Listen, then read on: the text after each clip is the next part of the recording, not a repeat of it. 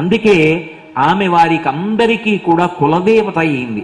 కులదేవత అన్న మాటకు అర్థం ఏమిటంటే పరంపరాగతంగా సింహాసనంలో ఆమెయే ఉండాలి, ఆమెనే అర్చించాలి, ఆమె దేవాలయాన్ని విస్మరించకూడదు.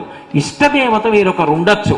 మీరు రామాయణం చదువుకుని రాముడు మీకు ఇష్టదేవత కావచ్చు, లేకపోతే వేరొకరు ఇష్టదేవత కావచ్చు.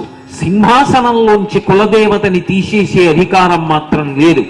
మొదటి పూజ కులదేవతకి, మొదటి దర్శనం కులదేవతకి, మొదట ప్రాణాలు కింద కాపాడుకోవలసింది ఎవరిని అంటే ఈ వాసవి కన్యకా పరమేశ్వరి దేవాలయాన్ని, ఈ చరిత్రని, ఈ సంప్రదాయాన్ని, ఈ అమ్మవారిని, అమ్మవారి పూజని, అమ్మవారి దేవాలయాల్ని మొట్టమొదట కాపాడుకోవలసినటువంటి సంప్రదాయము మీది.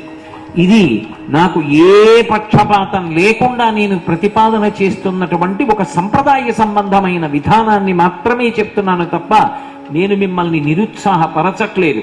భద్రాచలం వెళ్ళొద్దు, తిరుపతి వెళ్ళొద్దని నేను చెప్పట్లేదని మీరు గుర్తుపెట్టుకోవాలి. ఇష్టదైవంగా మీరు ఎవరినైనా భావించండి, కులదైవంగా మొట్టమొదటి పువ్వు మాత్రం వాసవి కన్యకా పరమేశ్వరికి వెళ్ళాలి.